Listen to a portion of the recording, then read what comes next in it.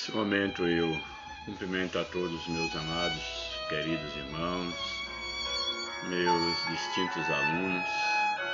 Eu louvo a Deus pela oportunidade que Ele me concede de mais uma vez poder voltar a comunicar com cada um de vocês para postar mais um comentário de uma das nossas lições da CPAD.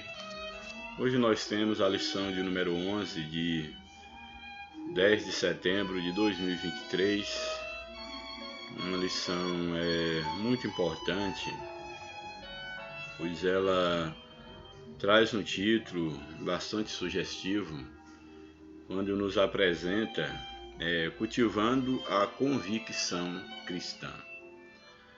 Esse tema, esse título da lição, ele merece uma reflexão bastante séria sobre a realidade da nossa vida enquanto cristãos no mundo atual. E aqui eu quero destacar os dois termos, os dois conceitos principais aqui dentro do título da lição, que é a ideia do cultivar e a ideia da convicção. E aí a convicção vem acompanhado aí do adjetivo cristã, uma convicção cristã. Mas esses dois termos merecem uma reflexão. O primeiro é o ato de cultivar e o outro a convicção. Cultivar, nós sabemos que é uma linguagem que a princípio, se transportarmos no tempo, quando ainda do período em que nós vivíamos da roça, uma monocultura, esse termo já nos remete a milhares de anos atrás, que o cultivo está ligado exatamente à área da agricultura. E é claro que esse termo cultivar ele ganha conotações diferentes, mas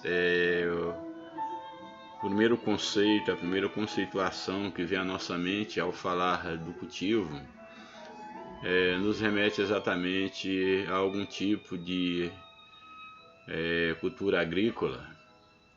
E me lembro, pois já tive a felicidade, mesmo que ainda criança, morar na roça. Não vou dizer que necessariamente trabalhei na roça, mas morei na roça. E a gente via alguns tipos de cultura que eram cultivados lá na roça. E isso me traz uma vivência, uma primeira recordação do que é cultivar. Aqueles que trabalham numa roça, numa lavoura, sabem muito bem quanto é o cultivo da terra, daquilo que é plantado na terra, todo o trabalho que se tem para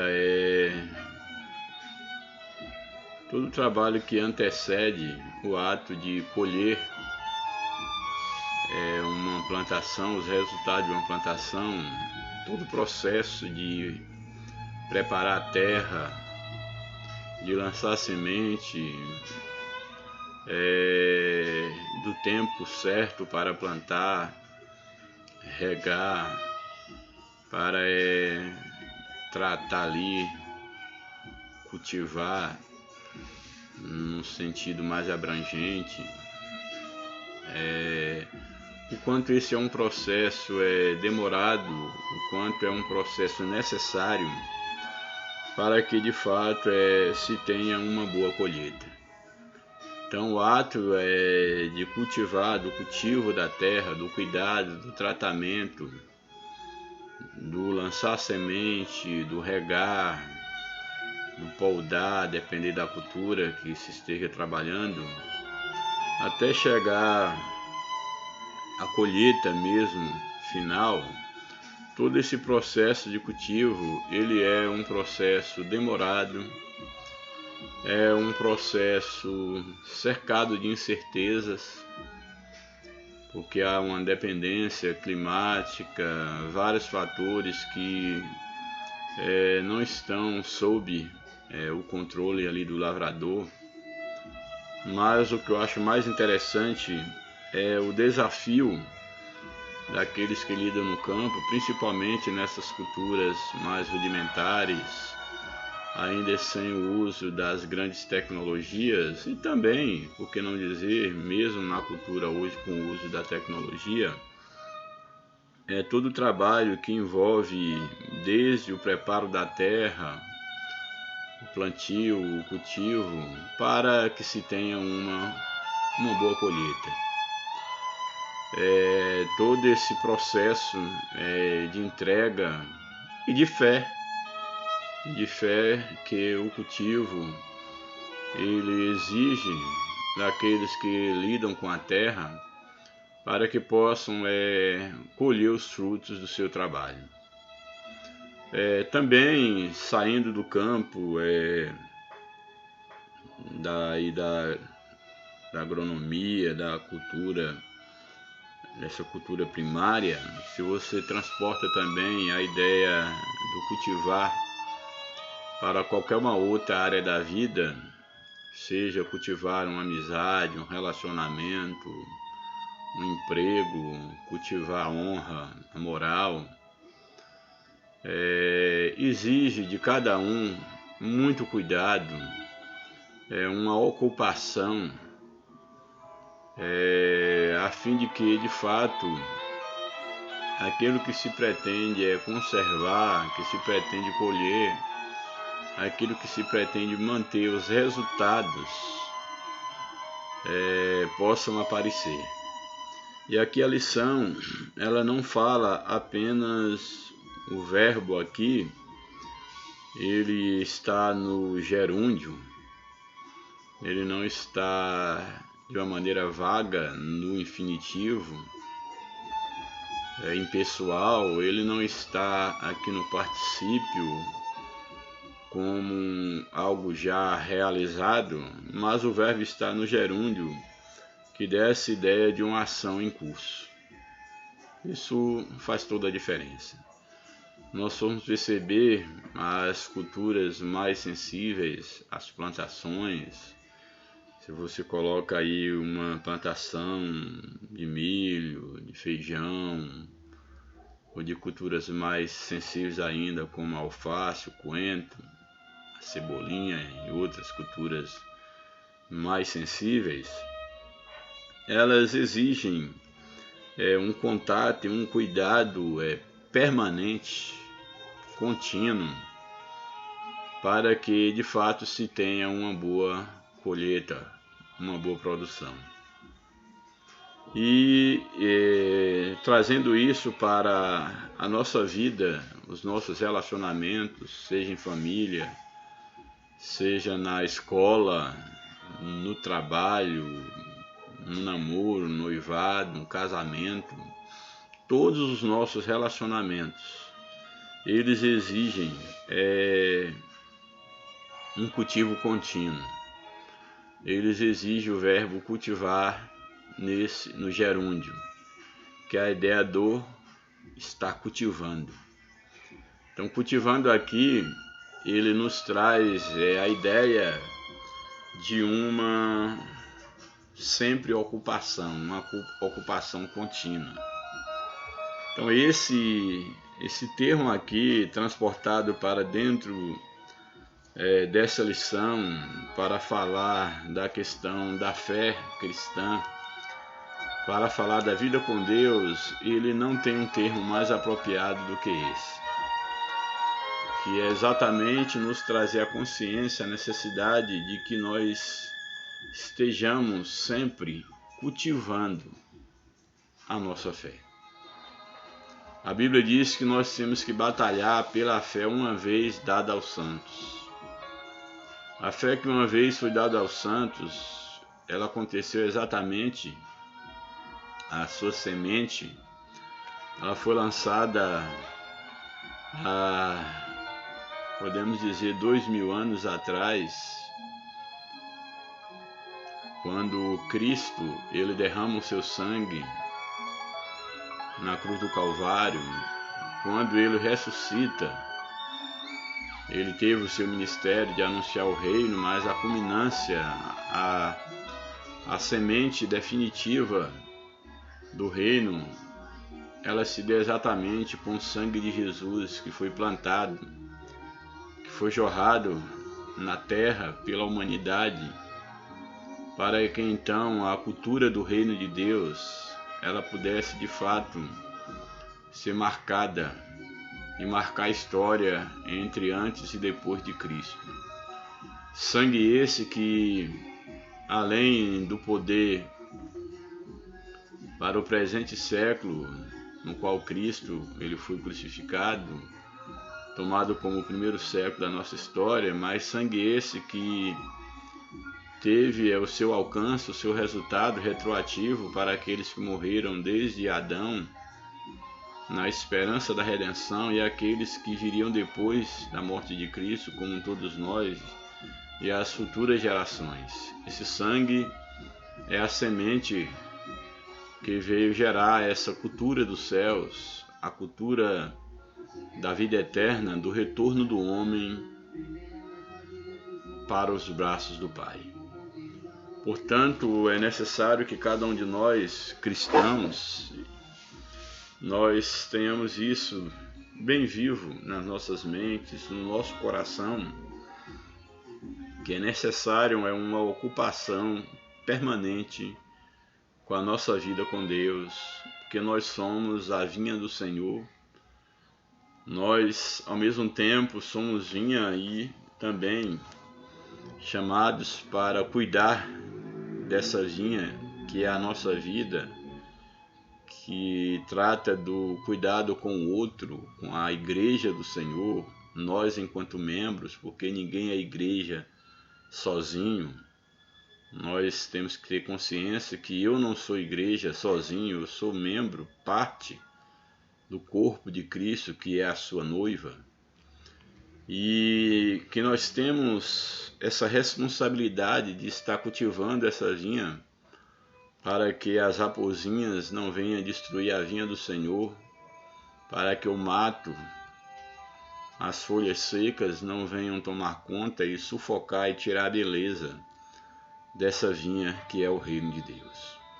Portanto, a expressão aí, cultivando, ela nos remete a tudo isso.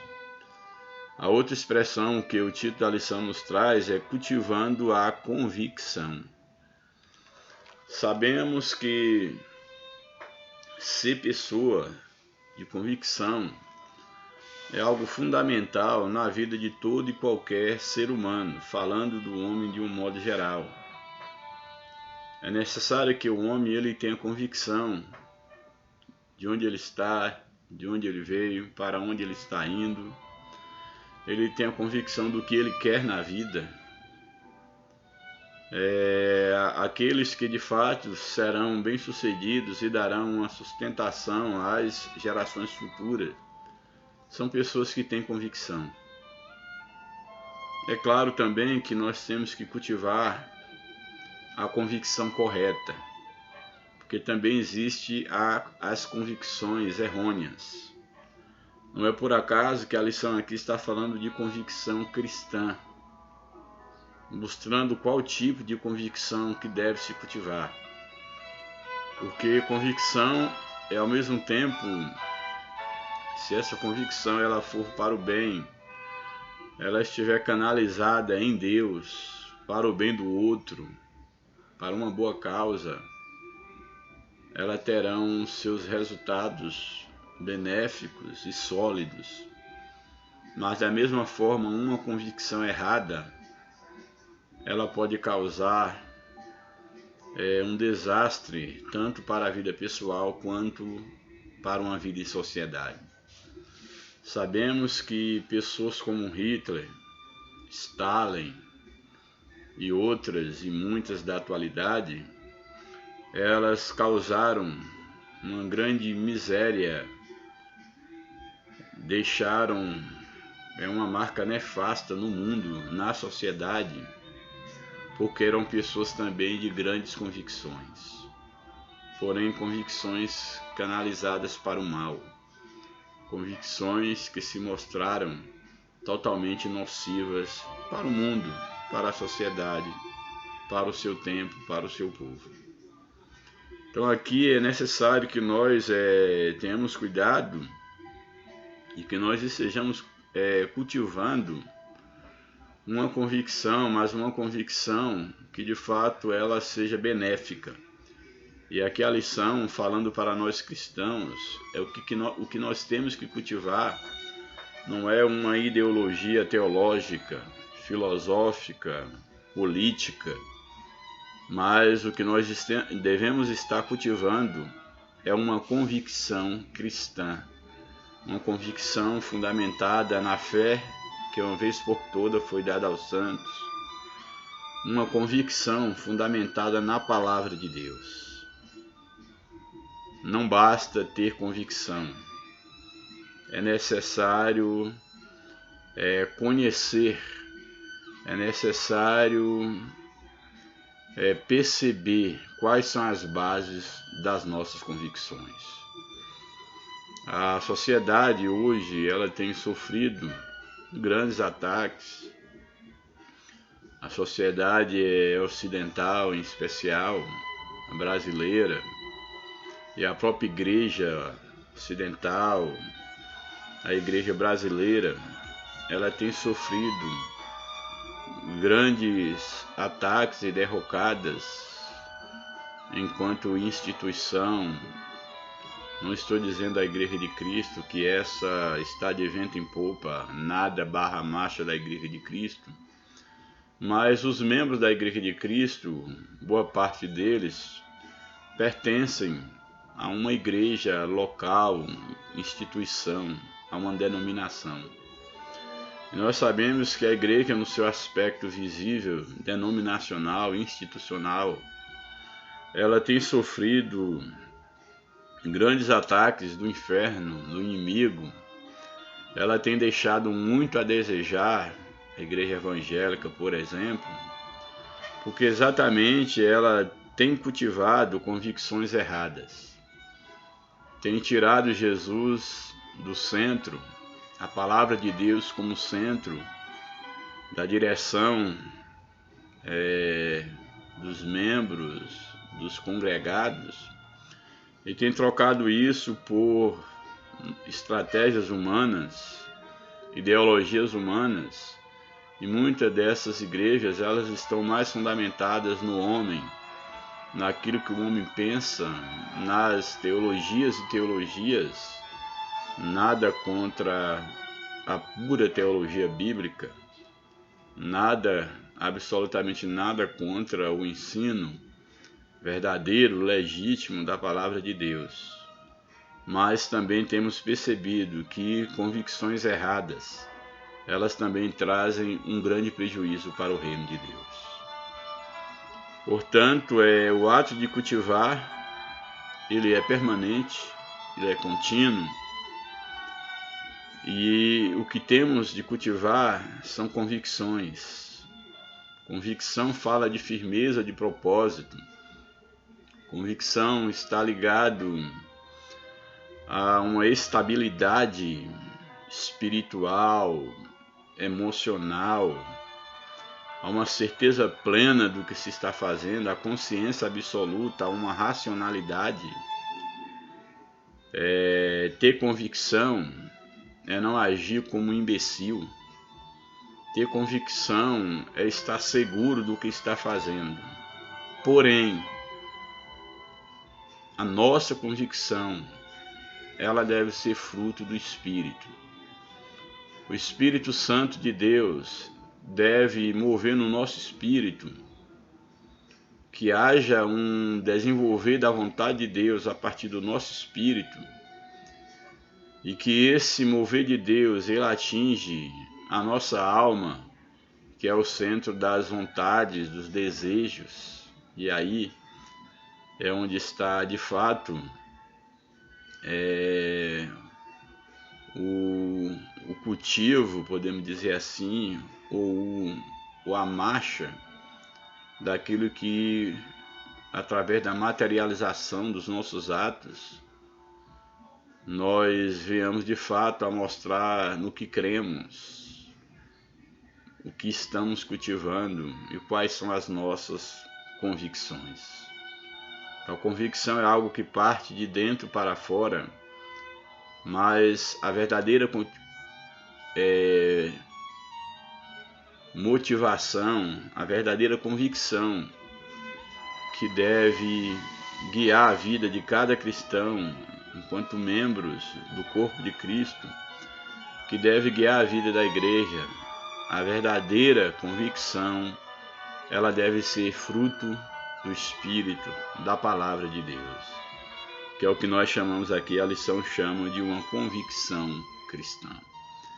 Então, que eu e você possamos olhar para dentro de nós mesmos, para o nosso espírito, a nossa alma, a nossa mente, a nossa consciência, que possamos nos certificar quais são as nossas convicções, no que nós temos crido. O apóstolo Paulo, ele era um homem de grandes convicções, e ele afirmava com todas as letras: eu sei em quem tenho crido. Se voltarmos na história, o patriarca Jó, ele também podia expressar a convicção que ele tinha em Deus, a ponto dele afirmar que ainda que Deus viesse matá-lo, ele continuaria confiando em Deus. Jesus foi um homem de forte convicção. Ele tinha convicção da obra que ele tinha que realizar e ele entregou a sua vida, ele morreu por causa das suas convicções. Houve homens na história também que morreram pelas suas convicções, como por exemplo Sócrates. Era um homem de grande convicção. Ele tinha como missão o ato de filosofar, levar os homens a filosofarem, e ele morreu pelas suas convicções. E é claro, marcou a história como o pai da filosofia antiga. Portanto, toda grande obra permanente, toda grande obra, seja ela benéfica ou maléfica, ela é resultado de homens que tiveram grandes convicções. Nós vemos, por exemplo, o Holocausto, o que Hitler fez, o que Stalin fez, fizeram porque tinham grandes convicções, mas convicções erradas. Mas citamos o exemplo de Paulo, citamos o exemplo de Jesus, os apóstolos como um todo, os grandes homens de Deus, todos eles eram movidos por uma grande convicção e podemos dizer que quase na sua totalidade todos morreram por causa das suas convicções. Nós, enquanto igreja, nós temos que ter uma convicção inabalável, uma convicção cristã. E essa convicção, ela deve ser cultivada continuamente diante de um contexto de tanto relativismo, diante desse contexto dessa sociedade líquida, dessa sociedade onde tudo escapa, tudo é fluido. É necessário que nós sejamos pessoas com fortes convicções, mas com convicções corretas, com convicções cristãs. Louvado seja o nome do Senhor. Portanto, eis o título da lição: Cultivando a Convicção Cristã. O texto áureo da nossa lição, ele traz algo bastante interessante. Ele vai reaparecer na leitura bíblica em classe, portanto eu vou apenas lê-lo sem comentá-lo no momento. Nos diz o seguinte o texto áureo: porque a nossa exortação não foi com engano, nem com imundícia, nem com fraudulência. 1 Tessalonicenses 2:3, Paulo escrevendo aos Tessalônicos. A verdade prática nos afirma o seguinte: O cultivo da convicção cristã é imperioso para a prática e a defesa da fé em tempo de adversidades. Olha que verdade maravilhosa que deve ser posta em prática, que o comentarista ele fala que o cultivo da convicção cristã é imperioso, é um imperativo, não é uma opção, é uma ordem divina, é imperativo para a prática e a defesa da fé. Então, cultivar a convicção cristã, saber em quem você tem crido, quem é o cabeça da igreja, sobre quem nós somos edificados, é o imperativo para a igreja em todos os tempos. E que em tempo de mudanças drásticas na sociedade, que nós, enquanto homens do século XXI, nós temos que conservar esse cultivo dessa convicção cristã, como forma de nós defendermos e praticarmos a nossa fé em um tempo tomado pelo relativismo, pelo secularismo. A leitura bíblica em classe, eu vou procurar ser bastante objetivo nessa lição, vou estar me detendo aqui nos textos, ou no texto da leitura bíblica em classe, procurar ser mais objetivo possível e logo ir para o comentário da lição. Aqui Paulo a Tessalonicenses, 1 Tessalonicenses, capítulo 2, o verso 1 até o verso de número 12, é o texto da leitura bíblica em classe. 1 Tessalonicenses, capítulo 2, verso 1 até o verso de número 12.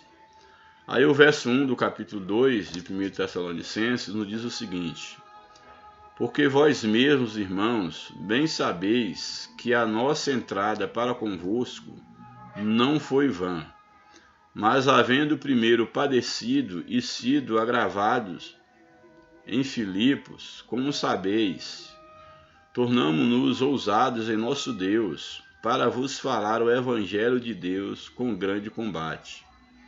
Porque a nossa exortação não foi com engano, nem com imundícia, nem com fraudulência, mas como fomos aprovados de Deus, para que o Evangelho nos fosse confiado, assim falamos não como para agradar os homens, mas a Deus, que prova o nosso coração.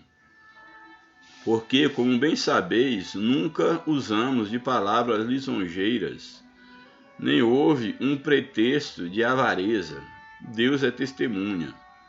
E não buscamos glória dos homens, nem de vós, nem de outros, ainda que podíamos, como apóstolos de Cristo, ser-vos pesados. Antes fomos brandos entre vós, como a ama que cria seus filhos. Assim nós, sendo-vos tão afeiçoados de boa vontade, quiséramos comunicar-vos não somente o Evangelho de Deus, mas ainda a nossa própria alma, porquanto nos éreis muito queridos. Porque bem vos lembrais, irmãos, do nosso trabalho e fadiga, pois trabalhando noite e dia, para não sermos pesados a nenhum de vós, vos pregamos o Evangelho de Deus.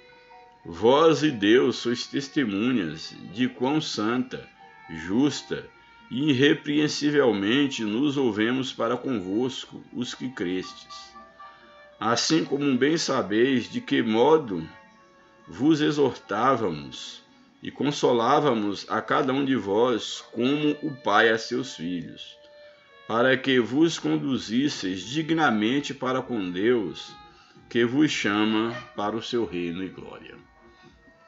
Texto maravilhoso. O que nós temos aqui no primeiro verso? Porque vós mesmos, irmãos, bem sabeis que a nossa entrada para convosco não foi vã. Aqui o que Paulo está afirmando aos Tessalonicenses, quando ele fala da entrada deles, dos apóstolos, dos seus companheiros de missão, a nossa entrada para convosco não foi vã.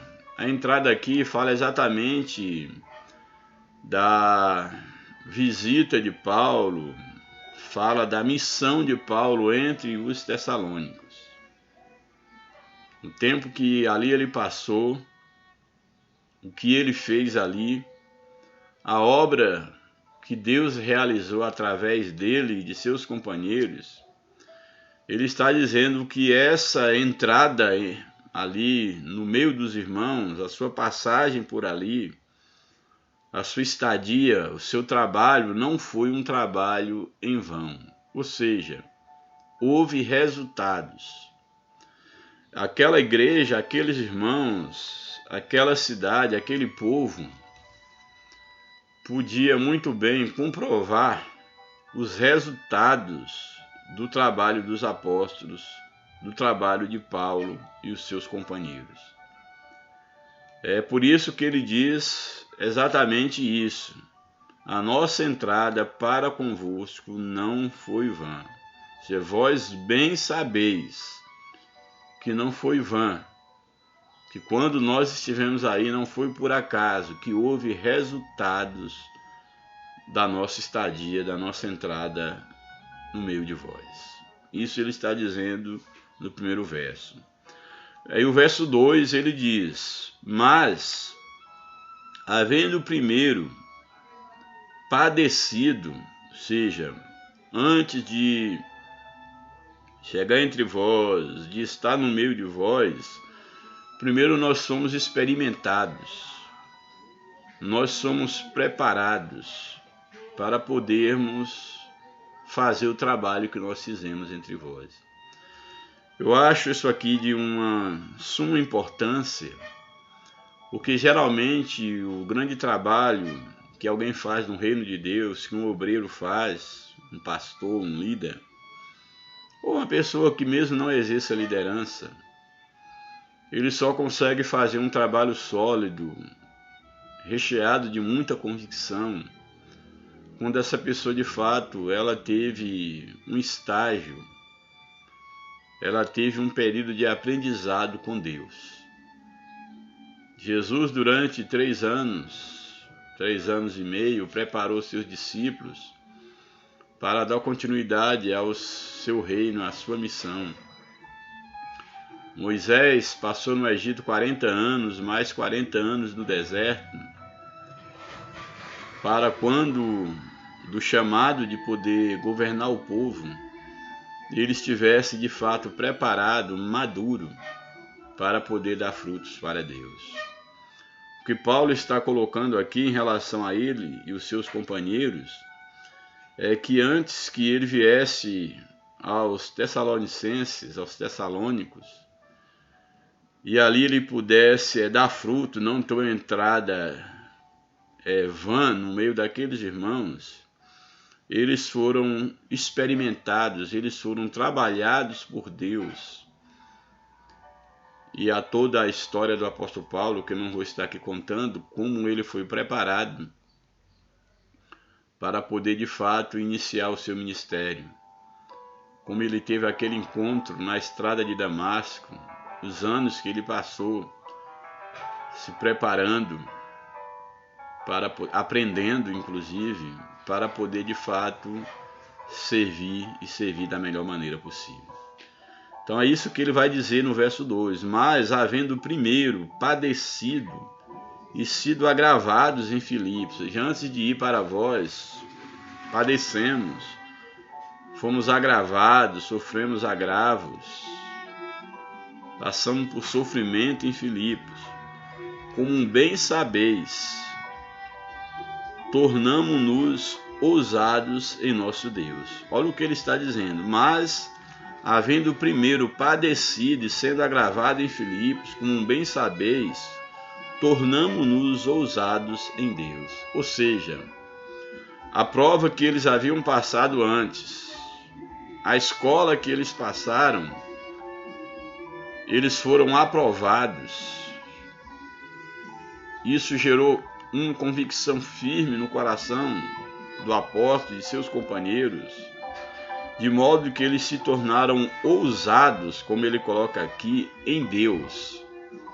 Uma ousadia espiritual, uma convicção, uma coragem, um destemor, uma autoridade para fazer a obra de Deus no meio dos Tessalônicos. Portanto, nos tornamos ousados em nosso Deus para vos falar o Evangelho de Deus com grande combate. Aqui a ideia do grande combate fala exatamente dessa posição de convicção, de enfrentar todos os inimigos da fé, todos os inimigos do Evangelho. E essa é uma expressão recorrente nos textos de Paulo, que ele liga, sempre traz a metáfora do pregar o Evangelho, ele traz sempre essa metáfora do guerreiro, do soldado, do combatente, daquele que milita, que está na boa peleja, do soldado que alistou para a guerra e que não pode olhar para trás, uma vez lançando a mão no arado.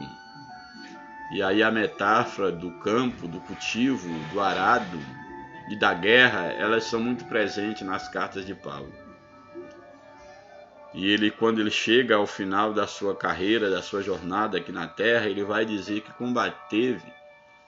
que ele havia combatido o bom combate, havia acabado a sua carreira, mas havia guardado a fé. E aqui ele está usando exatamente esses termos. Com essa ousadia em Deus, ele esteve entre os irmãos para falar do Evangelho com grande combate, como um guerreiro, combatendo, defendendo a fé a qual ele tinha. Verso 3: porque a nossa exortação não foi com engano, e nem com imundícia, e nem com fraudulência. Quando ele fala aqui de exortação, nós temos que ensinar que exortar dentro do contexto bíblico não é oprimir, não é colocar para baixo, mas exortar é exatamente, se tivermos que falar em uma palavra só, exortar é edificar. Então Paulo, ele vai dizer que a sua exortação, ou seja, a forma como ele buscou edificar a igreja em Cristo, através da doutrina, do cuidado, da autoridade divina, é nisso que resumia a exortação para as igrejas e a exortação que Paulo está dizendo, porque a nossa exortação, a nossa doutrina, o nosso cuidado, o nosso combate, o nosso zelo, o nosso ensinamento não foi com engano.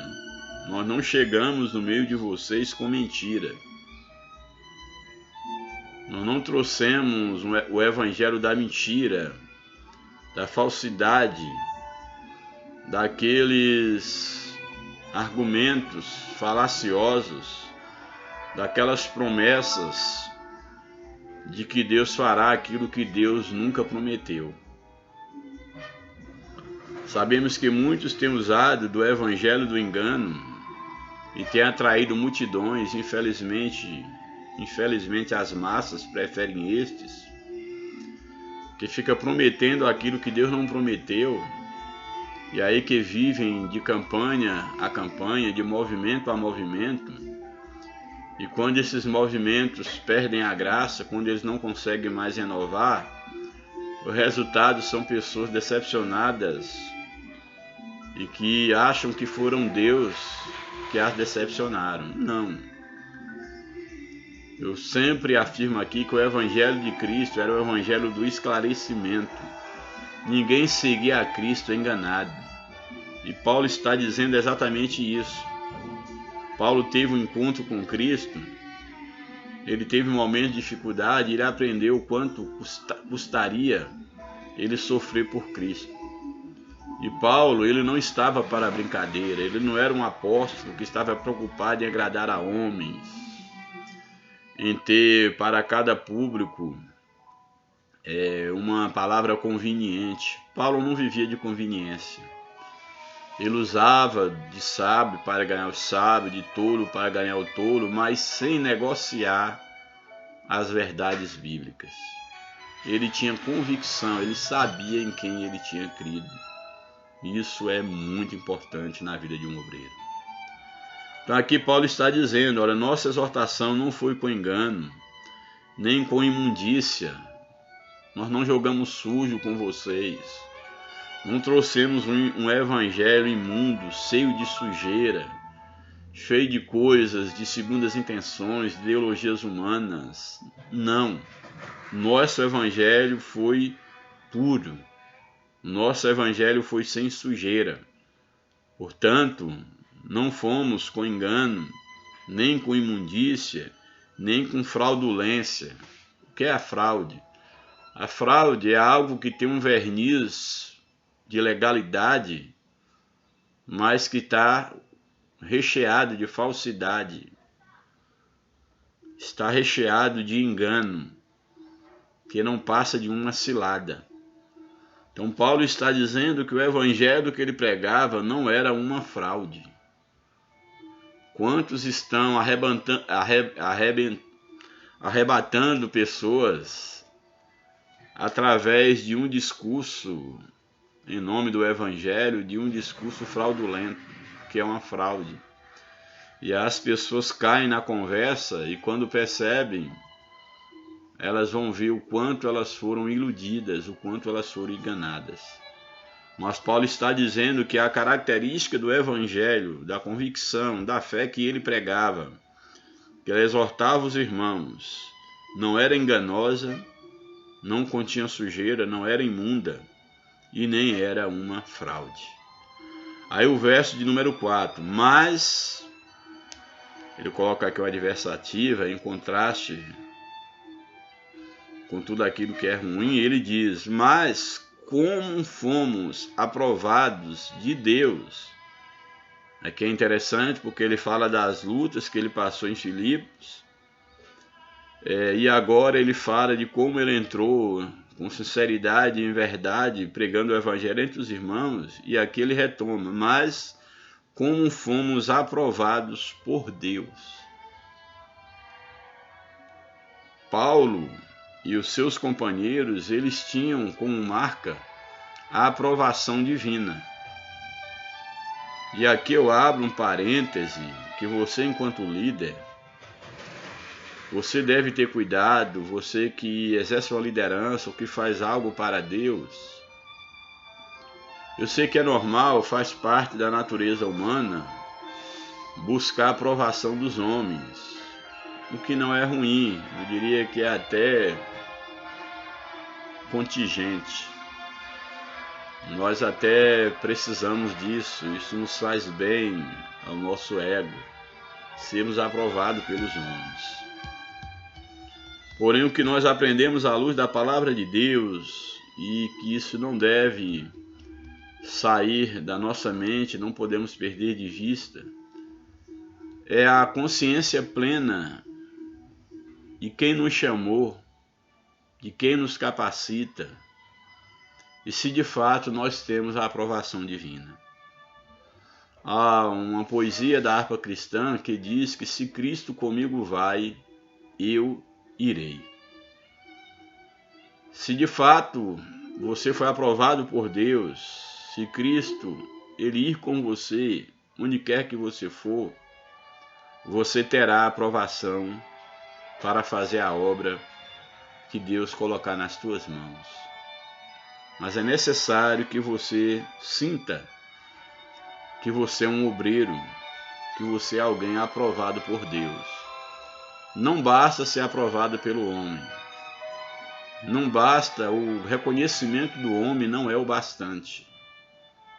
O reconhecimento maior que você deve ter é exatamente o reconhecimento da parte de Deus, é a aprovação divina. Então Paulo aqui está dizendo, olha, como fomos aprovados de Deus, ou por Deus, para que o Evangelho nos fosse confiado.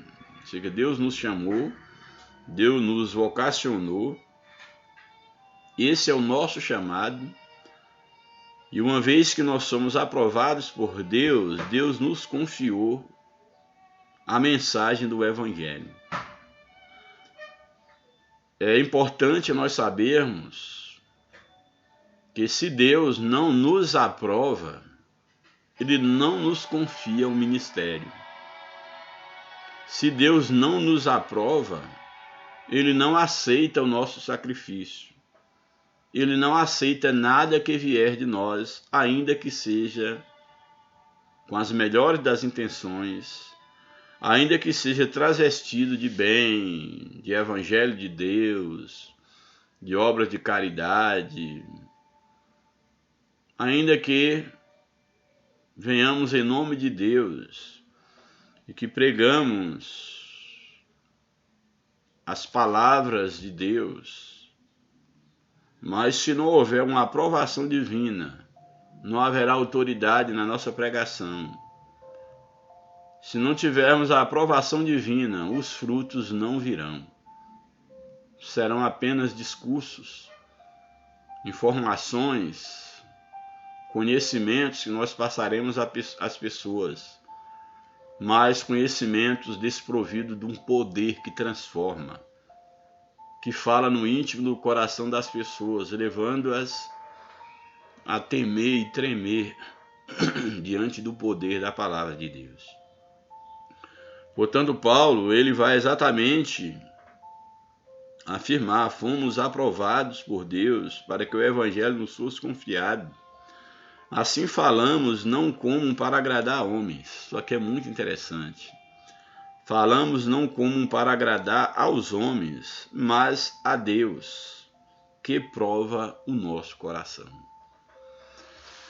Para mim isso aqui é muito rico, é muito caro o que o apóstolo Paulo está dizendo, quando ele diz que ele não falava, já que ele estava como um mensageiro divino, um apóstolo enviado de Deus, ele não falava com a intenção de agradar a homens. Se nós formos fazer uma viagem nas Escrituras, nós vamos ver que todos os homens de Deus, os profetas, os evangelistas, os apóstolos, todos os homens de Deus, absolutamente todos, que de fato falaram da parte de Deus, que foram enviados por Deus, eram homens que não tinham a preocupação de agradar a homens. Eram homens que não tinham as suas vidas como preciosas aos seus próprios olhos. E basicamente todos eles sofreram por falarem aquilo que Deus colocou no seu coração. Basicamente todos eles sofreram por não agradarem a homens, mas agradarem a Deus, sofreram os mais variados tipos de consequências, de retaliações. O que seria diferente no presente?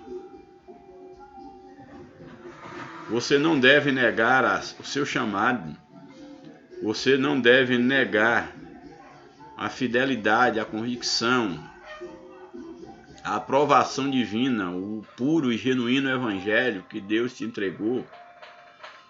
Você não pode negá-lo, você não pode tentar enfeitá-lo, misturá-lo, trazer nele o engano, como Paulo coloca aqui, a imundícia, a fraude, a fim de agradar as pessoas. Mas eu tenho que agradar o público, porque é uma igreja de pessoas, de grandes intelectuais, de pessoas que podem e que sustentam financeiramente a igreja. E caso essas pessoas não se sintam bem, elas podem sair, podem deixar de dizimar, de ofertar. E isso pode trazer uma crise financeira para a igreja, inclusive para o meu sustento. Se Deus te chamou, se você tem a aprovação de Deus, Deus ele sabe cuidar dos seus obreiros. Ele é quem cuida, ele é quem te alimenta. E se for preciso, ele faz nascer um ribeiro no deserto. E ele faz os corvos trazer comida para você. Mas também, se for os seus planos, ele faz o ribeiro secar e os corvos desaparecerem. Mas ele levantará, nem que seja uma viúva pobre, para te sustentar. E dará também a bênção sobre a casa dessa viúva pobre. Estou usando uma linguagem bíblica e metafórica, é claro. Portanto, Paulo ele não tinha a preocupação em pregar o evangelho para agradar homens, mas ele diz, mas a Deus que prova o nosso coração. Ou seja, Deus, a ideia de provar o coração, aqui lembra a ideia de você experimentar, provar uma comida, uma cozinheira que ao estar temperando a comida, eu gosto de cozinhar, você vai provando aos poucos, vai aumentando a quantidade de sal. Nunca o bom cozinheiro, quer dizer, estou dizendo bom cozinheiro no conceito do que eu julgo ser uma boa comida, já que eu também faço o básico,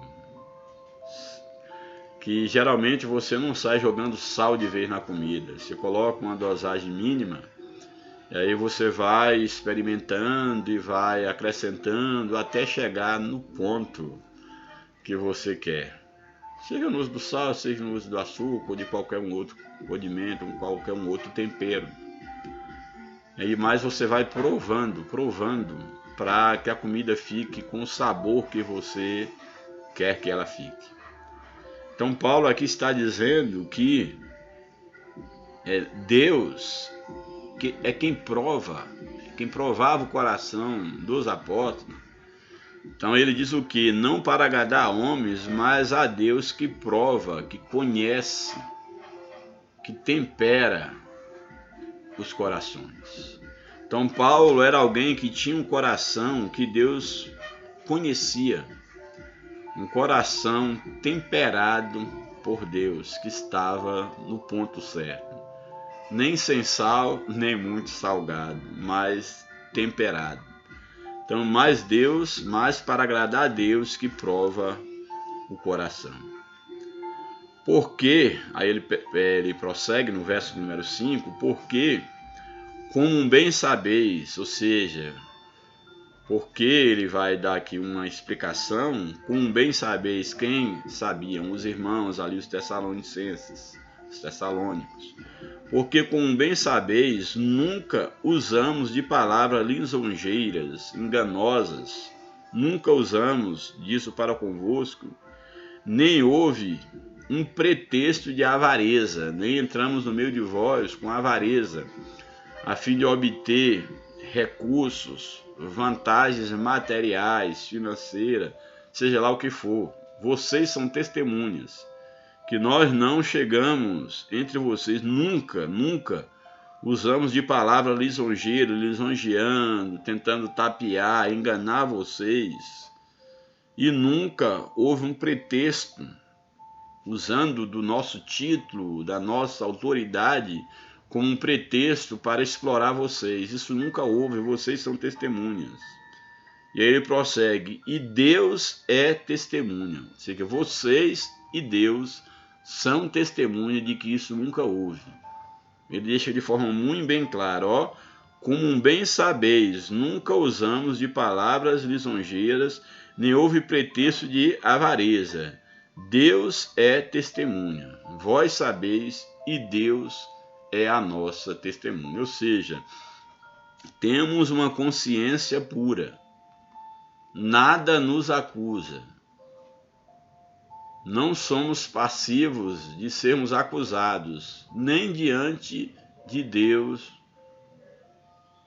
muito menos diante dos homens. É isso que Paulo está dizendo, louvado seja Deus. Aí no verso 6, e não buscamos glória dos homens. Ou seja, Quando nós viemos pregar o Evangelho, nós não viemos aqui buscar a glória dos homens. Quando aqui, dentro desse contexto, um dos entendimentos que nós podemos ter e não buscamos glória dos homens, aqui é no sentido genérico, no sentido geral, que Paulo está dizendo que o evangelho que ele pregava, o estar entre os irmãos, não era para buscar as glórias dessa vida. Essa é a ideia. Não buscamos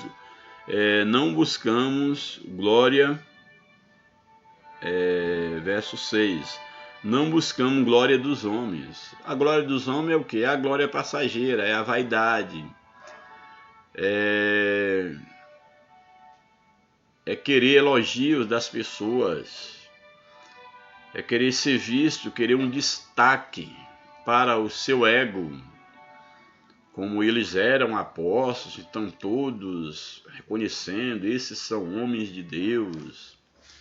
Esses homens aí realmente são a nata da fé, são o termômetro de santidade, são aferidor da vontade de Deus. Esses homens merecem um destaque maior. Como muitos imbecis pensam na atualidade, porque ostentam um título eclesiástico, e aí eles têm que destacar entre a multidão através de uma roupa de grife, um sapato de uma cor estranha que chama atenção, um terno que chama atenção, e tem que ter uma mesa especial para eles têm que estender um tapete para eles passarem, eles têm que ser fotografados, têm que ser tratados como uma excelência, como uma estrela. Não pode viajar em qualquer carro, não pode se hospedar em qualquer lugar, afinal de contas são estrelas têm que se destacar dos demais. Paulo diz que ele não busca isso. Dentro da linguagem aqui do seu tempo, trazendo para hoje, é isso que Paulo está dizendo. Olha, não buscamos glórias dos homens, não buscamos aplausos humanos, que envaidece o coração humano. É isso que ele está dizendo. Aí ele prossegue, não buscamos glórias dos homens ou glória humana, nem de vocês, nem de vós, ou seja, nem da igreja. Não buscamos glória humana ou glória dos homens, ou seja, a glória dessa terra. E agora ele vai ainda especificar mais. Nem de vós, irmãos, nem de vós buscamos glória e reconhecimento, e nem de outros, ou seja, nem de vós e nem de outras pessoas, de irmãos de outra igreja, de outra localidade, de outras pessoas, ou até mesmo fora do arraial cristão. Nós não buscamos a glória dos homens do mundo, nem de vocês, irmãos, e nem de outras pessoas, sejam outros crentes, outros lugares, ou os homens, as pessoas de fora do evangelho. Não buscamos esse tipo de glória.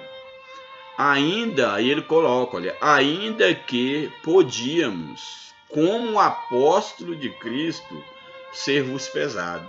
Ou seja, a Bíblia diz que não se deve atar a boca do boi enquanto ele lavra.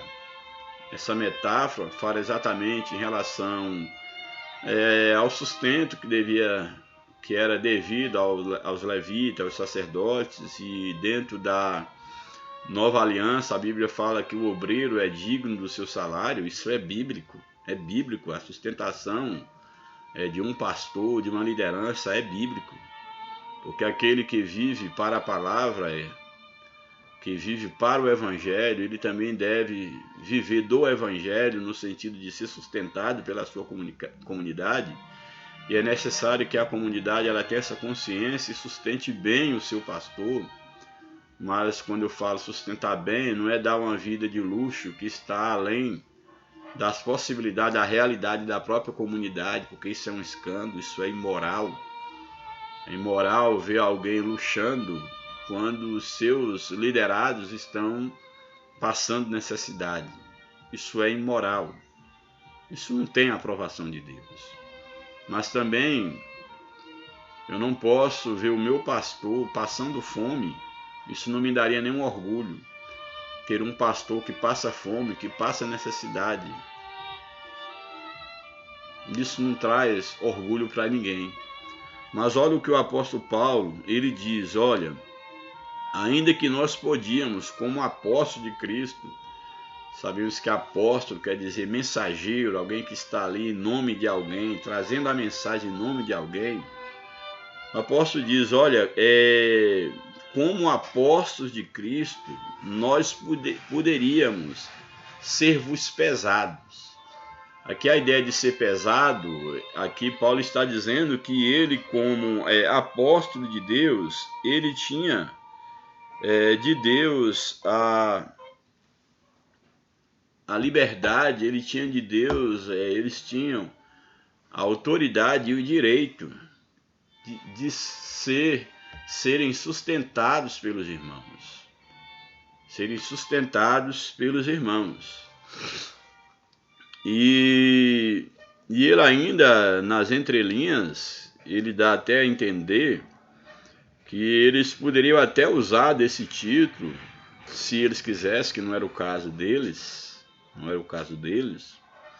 que eles poderiam até aproveitar desse título para ser pesado, que a ideia aqui de ser pesado não é meramente ser sustentado, é aproveitar da posição, que é nisso aqui que eu gosto de fazer essa diferenciação. Uma coisa é o líder, ele ser sustentado dentro da condição da igreja, e outra coisa é ele ser pesado para a igreja. Ele querer que a ovelha dê a lã, querer levar toda a lã da ovelha, ele se tornar um fardo para a igreja, ao invés de ser uma bênção para a igreja. Então Paulo ele está dizendo, ainda que como apóstolo podíamos ser-vos pesados, e aí vamos entender a ideia do pesado, tanto a ideia do ser sustentado, que é bíblica, como a possibilidade de aproveitar-se do cargo para tirar algum proveito humano. Mas Paulo diz, olha, ainda que pudéssemos, ou que poderíamos usar do cargo, ou que houvesse direito de ser sustentado por vós, ele diz que ele não assim não o fez. No verso 7, antes, mesmo tendo direito de ser sustentado por vós, ou até explorar, antes fomos brandos entre vós. A ideia de ser brando está contrastando com a ideia de ser pesado. Nós não fomos pesados, não fomos um peso morto para vocês, mas nós somos brandos, fomos suaves. E eu acho interessante, porque aqui ele coloca a ideia de ser brando, e Paulo vai bem mais além, não só um brando no sentido de procurar de ser sustentado pela igreja, porém não exigir muito, ser um pouco mais simples, mas ele coloca o brando aqui no sentido, a brandura aqui, ela é bem mais do que um contraste com o ser pesado. Ela é bem mais do que a ideia de ser razoável. O brando aqui, a gente vai olhar dentro do contexto, é que de fato Paulo é quem servia aos irmãos. Porque ele diz, olha, antes somos brandos entre vós, como a ama que cria seus filhos. Aqui ama, algumas versões vai dizer mãe, alguns fazem a leitura que a ama aqui é uma mãe. Mas aqui, independente da leitura que se faça, ele vai dizer que exatamente ele agiu como uma ama, como uma mãe ou uma escrava, ou uma ama de leite, uma mãe de leite, que tinha o cuidado do filho para dar o sustento para que aquele filho não viesse a morrer, que tinha a responsabilidade de proteger os seus filhos. Então é isso que ele está dizendo, olha, ao invés de ser pesados, nós fomos como mãe para vocês. Fomos brandos entre vós, como a ama cria seus filhos. Verso 8. Assim nós, sendo-vos tão afeiçoados, ou seja, o nosso amor para com vós foi tão grande, e aqui ele coloca mais uma vez o verbo no gerúndio, sendo, que é uma ação contínua, assim nós, sendo-vos tão afeiçoados, ou seja, nós nos apegamos tanto a vós. Aí ele prossegue, ó, de boa vontade quiséramos comunicar-vos, ou seja, havia um desejo, uma vontade nossa. Não era como se fosse uma obrigação aquilo que nós fazíamos, como se nós fôssemos obrigados a fazer o que nós fazíamos entre vocês. Aqui é exatamente o que ele está colocando quando ele usa essa expressão, sendo afeiçoado a vós. E aí, olha, é interessante o que ele coloca em relação a isto aqui, o que ele vai dizer é o seguinte, olha, assim nós, sendo-vos tão afeiçoados, ou sendo afeiçoado a vós, de boa vontade, ou seja, de livre e espontânea vontade, quiséramos comunicar-vos. Comunicar é a ideia de tornar algo comum. Não haver destaque entre uma coisa e outra. O que é comum? Comum é aquilo que pertence a todos. É um nivelamento de direito, de identidade. Então ele diz que eles voluntariamente eles queriam comunicar a eles, ser comum, igual a eles. Então, queria comunicar a vocês não somente o Evangelho de Deus, ou seja, aqui o comunicar não somente o Evangelho, no sentido claro, primário, de transmitir o Evangelho. Então, nós queríamos não só comunicar o Evangelho, aí eu vou ler a segunda parte para a gente entender melhor a minha linha de raciocínio, sendo-vos tão aperfeiçoado de boa vontade quiséramos comunicar-vos não somente o Evangelho, mas ainda a nossa própria alma, porquanto nos éreis muito querido. Aqui Paulo ele fala da comunicação do Evangelho no sentido da dicção, do comunicar, do falar, do discursar, do ensinar. E ele fala que ele queria comunicar aos irmãos não apenas a mensagem do Evangelho, mas a sua própria alma. Ou seja, abrir a sua alma para os irmãos, porque esses irmãos eram muito queridos para ele. E é o que eu retomo o termo, o conceito de comunicar. O que é comunicar, gramaticalmente falando? Comunicar é tornar algo comum, ou seja, algo pertencente a todos. Então, o que é um substantivo comum? É aquele substantivo que engloba todos. Se eu digo a palavra homem, por exemplo, isso é um substantivo comum, porque eu não estou especificando que tipo de homem. Se eu digo a palavra mulher, é um substantivo comum, porque engloba todas as mulheres.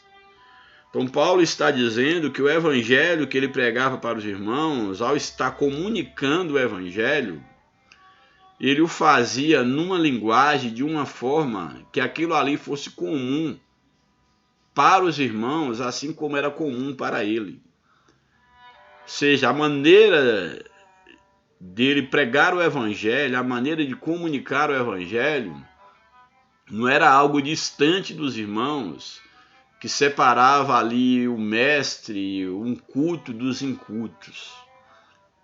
Então ele quis comunicar o evangelho, no sentido de pregar, mas que de fato a pregação fosse comum, que os irmãos se sentissem pertencentes ao evangelho, pertencentes à mesma fé do apóstolo Paulo e não inferior a eles, a Paulo e seus companheiros, como se eles fossem mais santos, mais importantes, os deuses entre eles, e os irmãos fossem inferior. Não. O evangelho que Paulo comunicava, ele trazia tanto o ato de comunicar no sentido do discursar, mas no sentido também de nivelar, de mostrar que no reino de Deus nós temos tudo em comum. O que nós temos em comum? A mesma graça, a mesma fé, o mesmo Deus, o mesmo corpo, que é o corpo de Cristo. Portanto, Paulo diz, olha, nós quiséramos comunicar-vos não somente o Evangelho de Deus, mas a nossa própria alma, ou seja, que a nossa alma fosse aberta, que a nossa alma também ela pudesse ser derramada diante de vós, para que vós nos conhecesse também por dentro. Para que de fato nós nos sentíssemos pertencentes à mesma família. Então nós chegamos diante de vós, nos igualando a vós, tratando vocês como irmãos, tendo em comum a mesma fé e o mesmo Deus. Louvado seja o seu nome. E aí ele fecha, porquanto nos éreis muito queridos. Aqui, claro, Paulo está falando de uma carta. A ideia dele usar os verbos no passado é porque ele é uma carta posterior que ele envia para os irmãos quando ele esteve ali entre os irmãos. Verso 9. Porque bem vos lembrais, irmãos, vocês bem lembrais de que do nosso trabalho e fadiga. Aqui Paulo, quando ele fala bem lembrais do nosso trabalho e fadiga, aqui ele não está remetendo apenas ao trabalho da pregação do Evangelho, mas aqui ele está falando, e a gente vai ver aqui dentro do contexto, sobre o seu trabalho físico mesmo. Porque aqui ele vai, quando ele usa a ideia de não ser pesado aos irmãos, mesmo tendo direito, ele vai agora dizer, trazer à memória dos irmãos o quanto eles trabalharam para ter o próprio sustento, para que os irmãos não tivessem que sustentá-los, para que eles não fossem, de fato, pesados, mesmo tendo o direito de ser sustentado pela igreja. Olha o que ele diz aqui, porque bem vos lembrais, irmãos, do nosso trabalho e fadiga, pois trabalhando noite e dia, para não sermos pesados a nenhum de vós, vos pregamos o Evangelho. Ou seja, olha, nós trabalhamos noite e dia. Paulo tinha a profissão de construir tendas. E ele diz que mesmo trabalhando, com muito trabalho, com fadiga, trabalhando noite e dia, ele assim o fez, para não ser pesado aos irmãos, a nenhum deles, mas sim que ele tivesse condição de não sobrecarregar os irmãos, mesmo fadigando, mesmo trabalhando, mas que ele cumprisse o objetivo, que era pregar o Evangelho de Deus. Aí o verso de número 10, vós e Deus, ele torna a trazer à memória, invocar, vós e Deus sois testemunhas de quão santa, justa e irrepreensivelmente nos ouvemos para convosco os que creste. Ou seja, todos vós e o próprio Deus, que é o Senhor da obra, são testemunhas da maneira santa como nós nos comportamos, da maneira justa e irrepreensível. Ou seja, não damos lugar, motivos para ninguém nos reprovar, que é a ideia de ser irrepreensível. Não demos motivo para que ninguém falasse de nós. Não fomos injustos. Nos comportamos de maneira santa, ou seja, de maneira pura, verdadeira, sem mancha, sem mácula, sem dar motivos para o nome de Deus ser zombado. Então vocês e Deus são testemunha que nos portamos dessa forma quando nós estávamos convosco, vós que crestes. Ou seja, falando para a igreja para os irmãos. E aí o verso de número 11. Assim como bem sabeis de que modo vos exortávamos e consolávamos a cada um de vós como o Pai a seus filhos. Ou seja, Paulo está dizendo que a maneira como ele tratou os irmãos por meio da exortação, entende aqui a exortação como uma palavra de ânimo, ensinamento também, é claro, doutrina, admoestações, advertências. Então, vós sois testemunhas do modo como nós vos exortamos e consolamos cada um de vós, e que nós o fizemos da forma como um pai faz com seus filhos. Ou seja, vos tratamos como um pai amoroso, que cuida, que quer o bem dos seus filhos, para que vos conduzisseis dignamente para com Deus, que vos chama para o seu reino de glória. E aqui ele fecha com uma citação maravilhosa. Olha, a maneira como nós comportamos diante de vocês, sendo comum entre vós, vos exortando, ensinando, tudo isso foi com a finalidade de conduzir vocês dignamente, como deve ser conduzida a igreja de Deus. Conduzir vós dignamente para com Deus.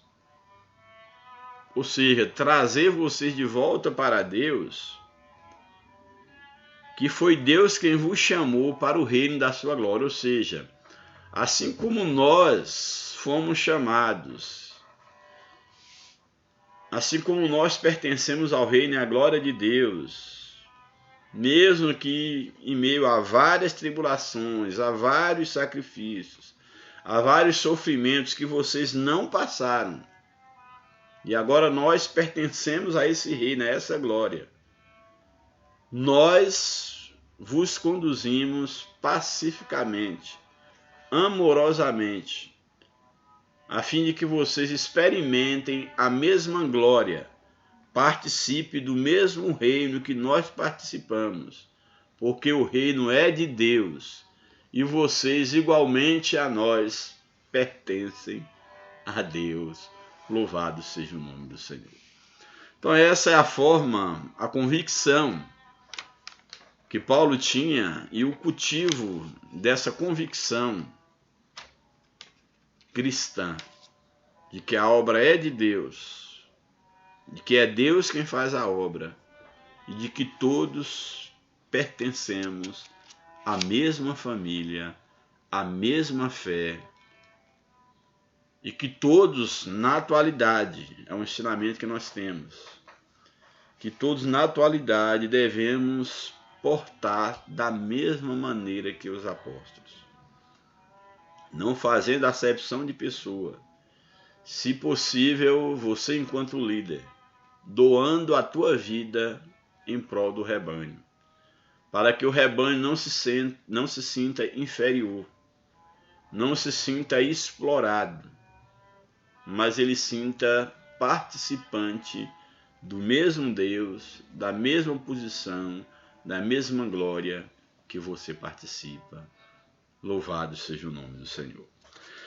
Aí o comentário da lição, vou agora ler e pontuar alguma coisa, aí já temos 1h18. O comentário nos diz o seguinte aí na introdução: diante das incertezas atuais e dos ataques às doutrinas bíblicas, é indispensável ao crente cultivar uma profunda convicção cristã. É indispensável. Não cabe ao salvo esmorecer em meio às tribulações, mas prosseguir firme pelo prêmio da soberana vocação. Nessa lição estudaremos os aspectos espirituais, moral e social que formam a convicção de nossa fé cristã. O objetivo é despertar em cada cristão o desejo de ser um autêntico embaixador de Cristo em um mundo de trevas. Essa palavra aqui me chamou muita atenção. Autêntico. Embaixador é alguém que está representando um país. Nós fomos resgatados do mundo, pertencemos agora ao reino espiritual de Cristo. E nós somos embaixadores nessa terra. E é necessário que nós sejamos autênticos, verdadeiros, legítimos representantes de Cristo aqui na terra. Louvado seja o nome do Senhor. Primeiro tópico, convicção espiritual. Primeiro subtópico, poder do Espírito. Por orientação divina, o Evangelho foi proclamado na Europa. Paulo teve uma visão em que um homem lhe dizia: passa a Macedônia e ajuda-nos, ali na sua viagem missionária. A partir dessa revelação, a mensagem da cruz foi anunciada em Filipos, que é onde Paulo sofreu, e nós já falamos. Ele foi experimentado, provado por Deus, e depois de Filipos ele foi a Tessalônica, que é o povo aqui, a igreja em questão. O apóstolo deixa claro que o evangelho não foi pregado como um mero discurso racional, mas, sobretudo, em poder no Espírito Santo e em plena convicção. O Evangelho ele foi pregado no poder do Espírito e com uma plena convicção. 1 Tessalonicenses 1:5.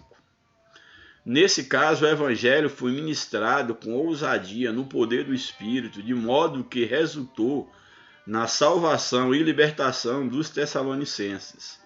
Assim, podemos afirmar que, na ausência de convicção espiritual, a palavra de Deus é reduzida a mero intelectualismo humano, e seu resultado é ineficaz na transformação de vidas.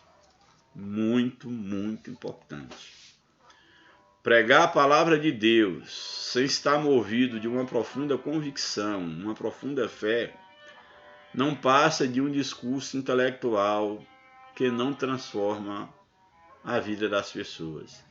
Enche a mente das pessoas de informação, sobrecarrega a mente, mas não enriquece o espírito.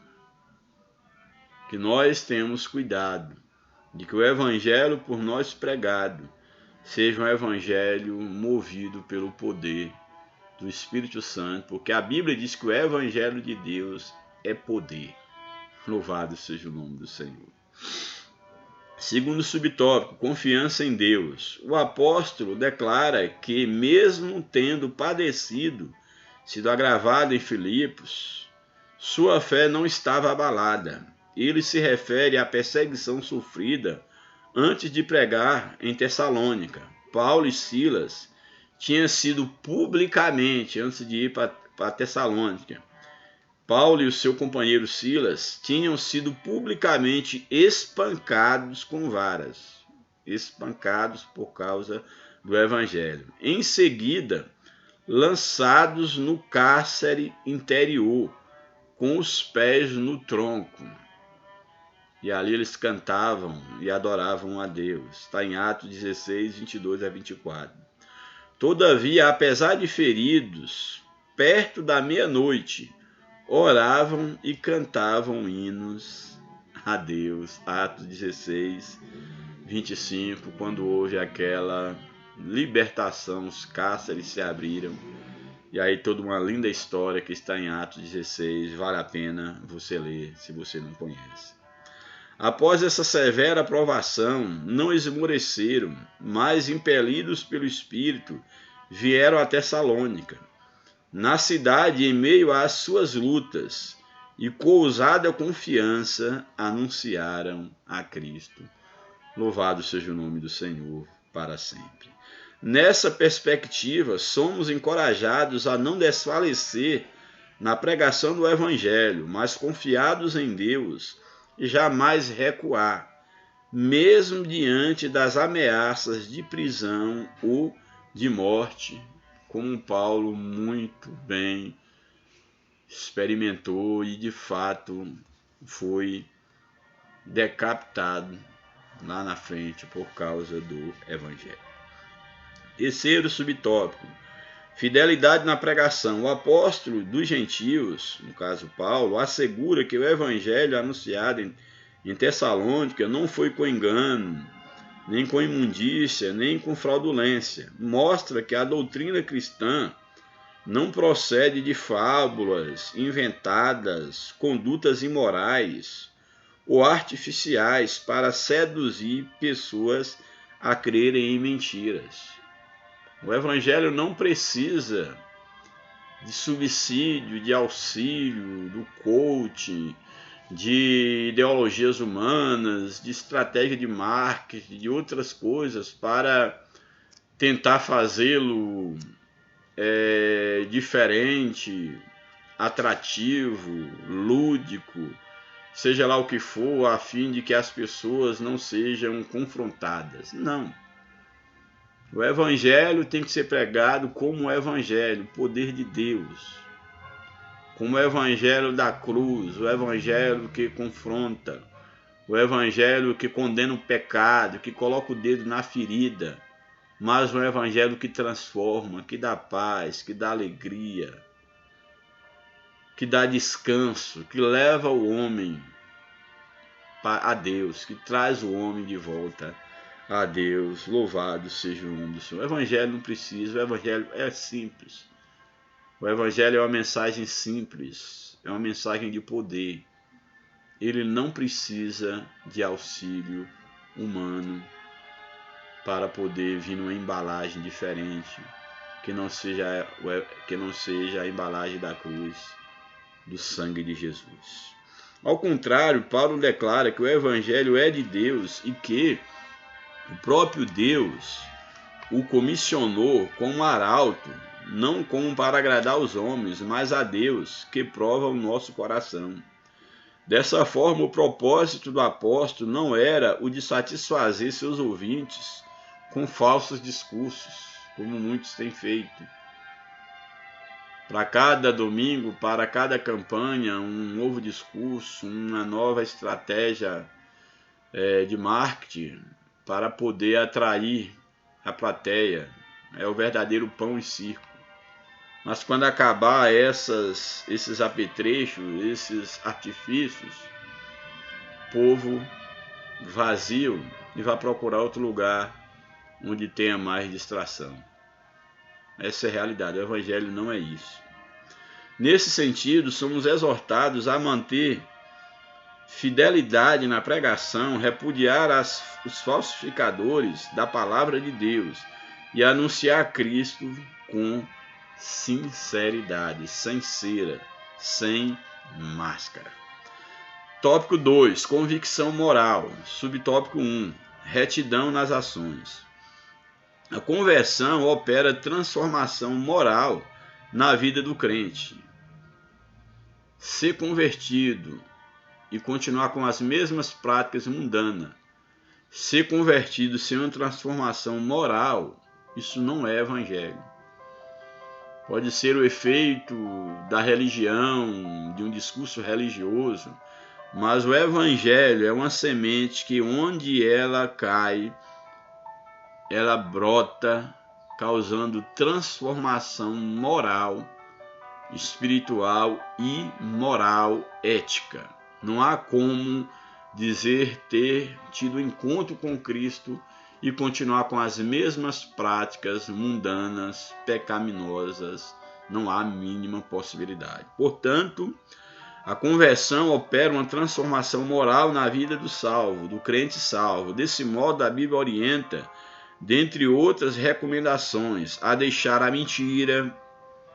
O crente não pode amar a mentira, viver na mentira. Deixar a mentira e falar a verdade, deixar o furto e ser honesto, não pronunciar palavras torpes e dizer apenas o que edifica. Nesse aspecto, o apóstolo Paulo reivindica a retidão das próprias ações ao afirmar: nunca usamos de palavras lisonjeiras, nem houve um pretexto de avareza. Aqui ele enfatiza que jamais usou de falso sentimento para obtenção de favor. Ainda assevera que sua motivação era desprovida de ambição financeira. Não era o lucro que o motivava a estar no reino, a ser obreiro. Somente o falso cristão é que busca poder e influência por meio da bajulação mentirosa. Então, os bajuladores são mentirosos, buscam seus próprios interesses, são falsos, não são verdadeiros chamados por Deus. Logo, a conduta de retidão é uma virtude do crente regenerado e, é claro, do líder, do pastor regenerado. Subtópico 2. Reputação ilibada. Reputação que não é passível de sofrer uma crítica, uma reprovação. Considera-se portadora de reputação ilibada a pessoa de reconhecida idoneidade moral. Então, a pessoa de reputação ilibada, ela é conhecida por sua idoneidade moral, sua maturidade moral, é idônea na moral. Veja como Paulo avalia sua reputação com esta frase: não buscamos glória dos homens, nem de vós, nem dos outros. Ou seja, fomos idôneos o suficiente para não estar preocupado com a glória humana, nem a glória do mundo, nem da igreja e nem dos que estão fora, nem de outras pessoas. Essa não é a nossa motivação, não é a nossa preocupação. Isso indica que o apóstolo não trabalhava no reino em busca de reconhecimento humano. Essa postura foi adotada por ele em todo lugar, demonstrando a coerência e a integridade de seu apostolado. Louvado seja Deus. Ele não procurava obter vantagens e nem honra, em parte alguma. Aos Coríntios escreveu que o crente deve gloriar-se no Senhor e não em si mesmo. Se tivermos que gloriar, tem que ser no Senhor, na cruz de Cristo, e não em nós mesmos. A conclusão é clara: os que aspiram fama e prestígio caem em tentação, maculam o evangelho. Aqueles que estão atrás de fama, de prestígio, que querem ser vistos, querem aparecer, querem ostentar, que cuidam de uma grande igreja, que tem um lindo templo, que tem uma força política na sociedade. Esses que assim o fazem, eles maculam o evangelho, é uma mancha, é um escândalo para o evangelho. E eles não têm a aprovação de Deus e certamente pagarão pelos seus atos. Haverá um dia em que muitos farão que fizeram grandes obras diante de Deus e simplesmente Jesus vai dizer que não os conhece, porque eles buscaram a glória na terra e a sua glória eles já receberam aqui na terra. Não tem nada para receber da parte de Deus. Portanto, maculam o evangelho. Nosso viver deve glorificar a Deus. A Ele seja a glória na igreja em Cristo Jesus para sempre. Efésios 3:21. Subtópico 3. Vida irrepreensível. O adjetivo irrepreensível denota uma conduta que não pode ser censurada. O que é ser irrepreensível? Não ser passivo de ser censurado na conduta. Nesse contexto, o apóstolo invoca a Deus e a igreja em Tessalônica como testemunha de sua postura santa, justa e irrepreensível.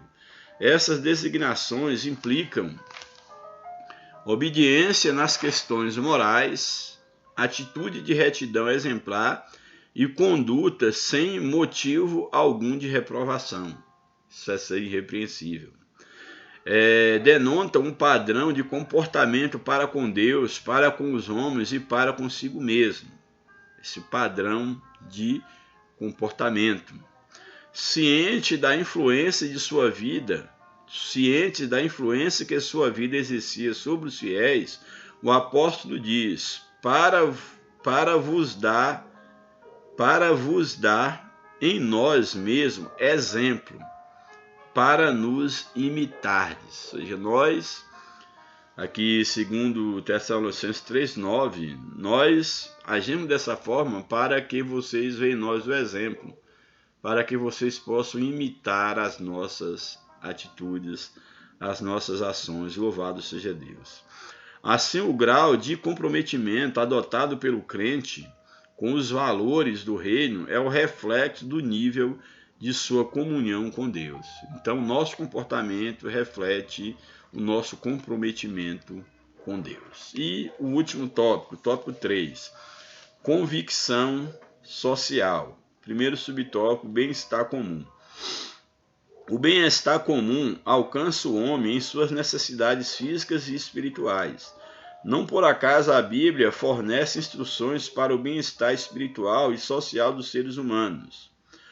Aí, 2 Timóteo 3, 16 e 17. O papel da igreja é o de proclamar o evangelho, como está em Mateus 28, verso 19, a grande comissão. Então, o papel da igreja é proclamar o evangelho e aliviar o sofrimento, promovendo o bem-estar social entre os irmãos. Abacuque registra que os problemas sociais de sua época resultavam do pecado, tais como inversão de valores, violência e injustiça. Eram as causas dos problemas sociais, como acontece na atualidade. Assim, o mal social tem origem no pecado. Ciente disso, o apóstolo Paulo escreve: quiséramos comunicar-vos não somente o evangelho de Deus, mas ainda as nossas próprias almas.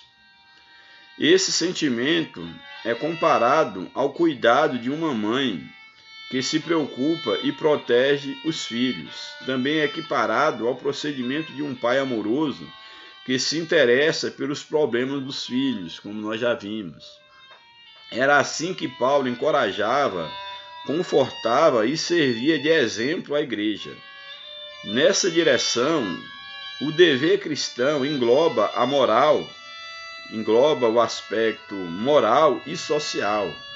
A dedicação exclusiva de uma parte em detrimento da outra não retrata o evangelho de Cristo. Então, você dedicar a vida moral e esquecer a social, dedicar a vida espiritual e esquecer que o homem também deve cultivar a moral, que o homem é um ser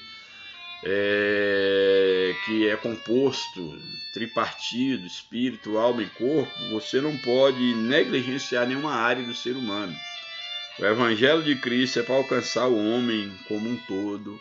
Louvado seja o nome do Senhor. E o último subtópico, dedicação altruísta. O apóstolo se dedicou com profundo altruísmo na propagação do Evangelho. Apesar do direito inerente ao seu apostolado, ele decidiu não receber, ainda que podíamos, como apóstolo de Cristo, ser-vos pesado, como está lá no texto de 1 Tessalonicenses 2, 6, a parte B. Assim sendo, para prover o necessário sustento, o apóstolo valeu-se de seu ofício de fabricante de tendas, como está lá em Atos 18, verso número 3, que fala da profissão de Paulo. Acerca disso, recorda aos irmãos do seu trabalho e fadiga, pois trabalhando noite e dia para não sermos pesados a nenhum de vós, 1 Tessalonicenses 2,9. Para não se tornar um fardo para a igreja, ele se desgastou numa atividade laboral extenuante, que é o fabricar tendas. Aqui é importante ressaltar que a Bíblia não condena a provisão financeira para os obreiros, como já falei muito bem, é bíblico o sustento do obreiro. Pois o próprio apóstolo escreveu que aos que anunciam o Evangelho, que vivam do Evangelho, a 1 Coríntios 9, 14. E que digno é o obreiro do seu salário, primeira carta a Timóteo, capítulo 5, verso 18. Assim ele explica que não usou dessa justa prerrogativa, porque conhecia a extrema pobreza da igreja de seu tempo. Conhecia a pobreza da igreja. E eles tinham condição e quis se sacrificar para poder manter-se, não ser pesado aos irmãos. Ele não usou desse direito, dessa prerrogativa. Lá que ele tinha direito, ele não usou. Isso aqui é muito interessante nós observarmos. Então ele não usou desse direito que ele mesmo havia dito, que o obreiro é digno do salário, suportou as restrições financeiras para não criar obstáculo ao Evangelho. E que tudo fez para ganhar o maior número possível de almas. Nesse sentido, aprendemos que o amor sacrificial e o trabalho voluntário e desprendido são essenciais para o crescimento do reino e devem fazer parte de uma profunda convicção cristã, como contraponto claro ao espírito da Babilônia, que é o oposto do altruísmo cristão. Nós ainda temos na atualidade pastores que, quando ele percebe que a igreja está enfrentando uma dificuldade financeira, ele reduziu seu salário, ou até mesmo abrir mão por um tempo de parte do seu salário, ou até todo, se ele tiver alguma economia. Ainda existem homens que fazem isso, homens que vivem para a obra mesmo, vivem para a obra de Deus e não são exploradores da fé. Eu conheço homens assim, louva a Deus por ter um pastor assim, que não coloca o prêmio, o dinheiro, seu bem-estar acima do bem-estar das ovelhas. Que todos possamos seguir os bons exemplos. E a conclusão da lição. Paulo foi submetido a uma série de provações durante o seu ministério. Não obstante, ele nos deixou exemplo de intensa convicção de nossa eleição em Cristo. Destacam-se sua convicção espiritual, resultante do poder do Espírito, sua convicção moral, com um reflexo do temor a Deus, e sua convicção social, demonstrada pela abnegação em servir. Ratifica-se que, em nossos dias, carecemos desta firme convicção em defesa dos interesses do reino de Deus na terra. E como nós carecemos de crentes, irmãos, irmãs, obreiros, homens e mulheres de Deus, que tenham convicção de que é preciso desgastar-se em prol do reino de Deus. Que Deus nos ajude, que Deus nos abençoe. Eu espero que essa lição ela tenha ecoado no teu coração, não só nos teus ouvidos, e continua te incomodando para você cultivar uma convicção cristã verdadeira em meio a tanto relativismo e em meio a tantos que têm se deixado corromper pelos prêmios desse mundo, mesmo se dizendo cristãos, mesmo se dizendo obreiros da seara, homens e mulheres de Deus, mas que nós possamos temer e tremer diante do dono da seara, que é Deus, e que a nossa fé, a nossa convicção jamais seja abalada. Deus nos abençoe, orei por nós, um grande abraço e até a próxima oportunidade, em nome de Jesus.